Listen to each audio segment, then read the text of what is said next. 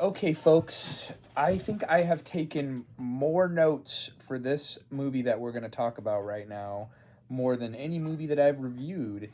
It's such a pop culture touchstone of the 80s and the horror genre in general. And if you watched my last review, I picked this up the same day that I picked up Phantasm.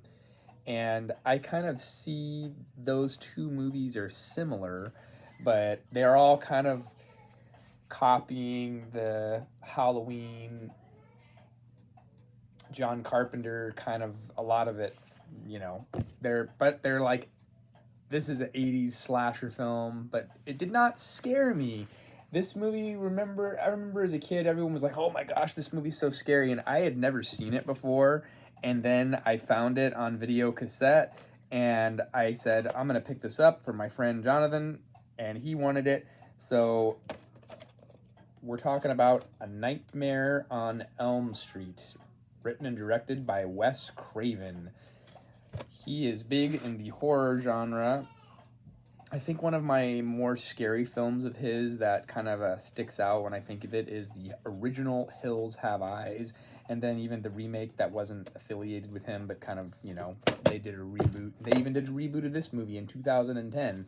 But it didn't scare me as much as Phantasm did. And Phantasm came out like 78, like 5 years before this one. No, 4 years before this one, because this movie came out in 1984. 91-minute runtime. Now, before we get into this movie, we're going to talk about how horrible VHS is, and that might have affected my view of the film because this was not a great copy of the movie. This movie has a 91-minute runtime. Let's take a look at the spool of tape. There is hardly any tape on there, and this is the cheapest of the cheapest case. This is a much later release. This is a New Line Cinema release, and if it was really a media release, which it would have been originally, it would have had a media paper label, and this just has a screen printed. So this is a much later copy. As a matter of fact, we're looking at the box. This is a 1990 copy. So this is not an early copy, and I think one of the reasons it did not play very well, and I had to switch VCRs, and I thought I was having functional problems with my VCR, but it was actually, this is recorded in long play mode. So SP is standard play, and there would have been way more tape for an hour and a half movie, but they wanted to be cheap and record it and duplicate it in long play mode so they could fit more film, more time on a short amount of tape, and it greatly affected the clarity of the viewing. But we're going to look past all of that and just now get into the actual film. So, the back of the box, if Nancy doesn't wake up screaming, she won't wake up at all. So, at first, I was very low scoring on this film, and after my initial viewing of it, I was in the twos. I just was like, this was just okay for me. But then I read a bunch of information about it online, and I saw how things went and what they were going for, and then I started thinking about it, and I am going to go right now with a 3 out of 5.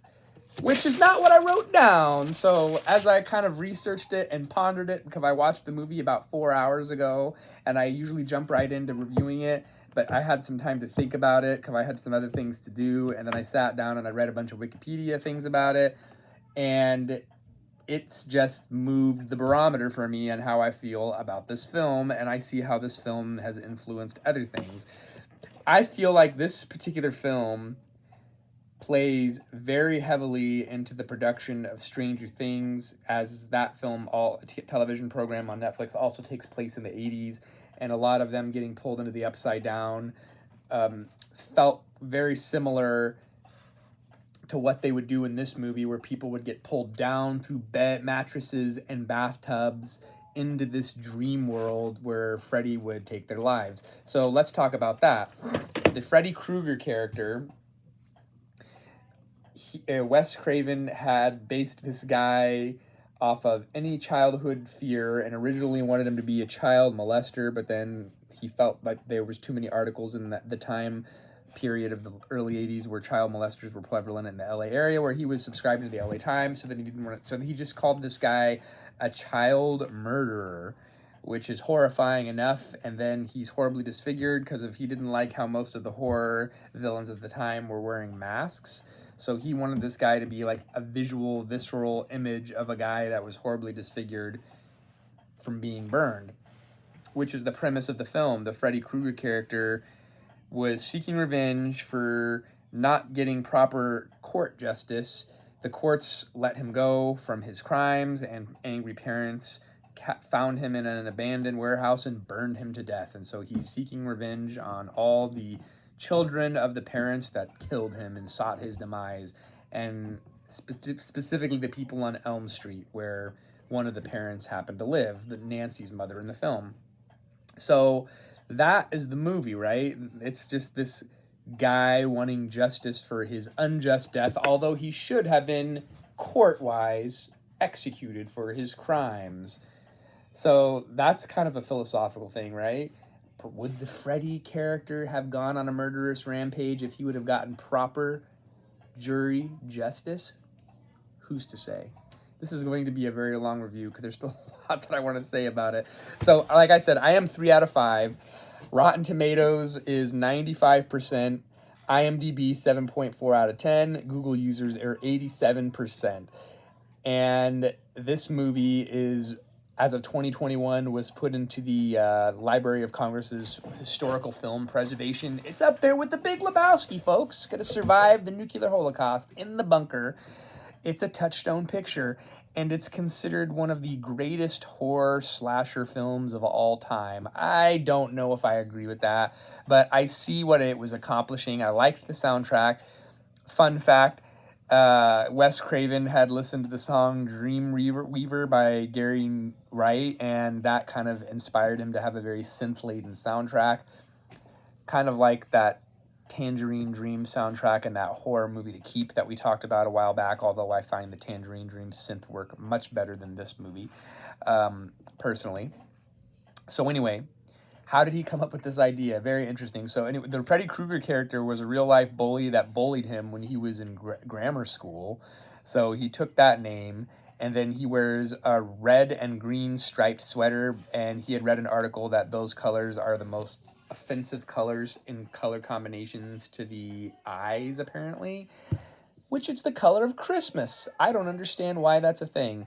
So anyway, he had read all these LA Times articles about men from Southeast Asia between the ages of like 19 and 57 that experienced the killing fields in Cambodia and Laos and under Pol Pot, and then Vietnam and the atrocities of the Viet Cong and the North Vietnamese army and all that stuff. So then these guys came to America, and they would try to have very little sleep because they would have nightmares of the atrocities they had witnessed.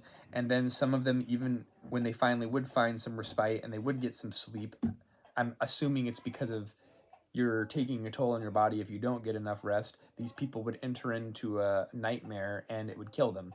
So then he read a bunch of articles about that, and that kind of gave him the idea to have nightmares wreaking havoc. I liked this casting. It was Johnny Depp's first role, but I said to myself as I was watching it, because you see a lot of movies from this time period, it's like that guy's supposed to be, even in the 90s, or even in general, it's like these guys are supposed to be high school kids. They casted the Nancy character, one of the main girls, Heather Langenkamp. She was about 20 years old at the time, but they passed for high school age kids, and I really liked that, especially her. She was like very wholesome and just seemed very youthful.